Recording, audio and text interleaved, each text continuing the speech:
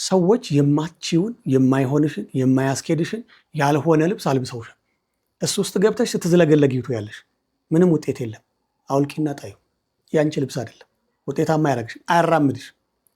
ዳዊት እንዲህ ነው ያደረገው። በቃ ፈተነው፣ አየው፣ ግራና ቀኝ አየ፣ ሄድ ብሎ መጣ። አይሆንም አለ፣ አውልቆ ጣለው። ለንጉሱ እንኳን ይሉኝታ አልያዘው። በቃ አይሆንም አለ፣ አውልቆ ጣለው። ኢትዮጵያዊ አውልቅና ጣለው። ይሄ አላስኬድ ያለህን፣ ይሄ አላራምድ ያለህን፣ አላሻግር ያለህን፣ እንደ ሰው አላስቆጥር ያለህን፣ ይሄ ለድህነት የዳረግህን፣ ለውርደት የዳረግህን፣ ለባዶነት የዳረግህን፣ ይሄ የተኮረጀ ባህር ማዶ ተሻግሮ የመጣ ሰልባጅ ማንነትህን አውልቅና ጣለው። ያን ጊዜ የራስህን ልብስ ልበስ።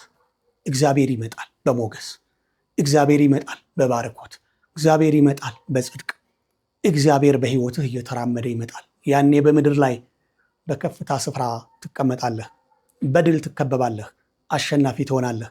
ሽልማትህ የዘላለም ሕይወት ይሆናል።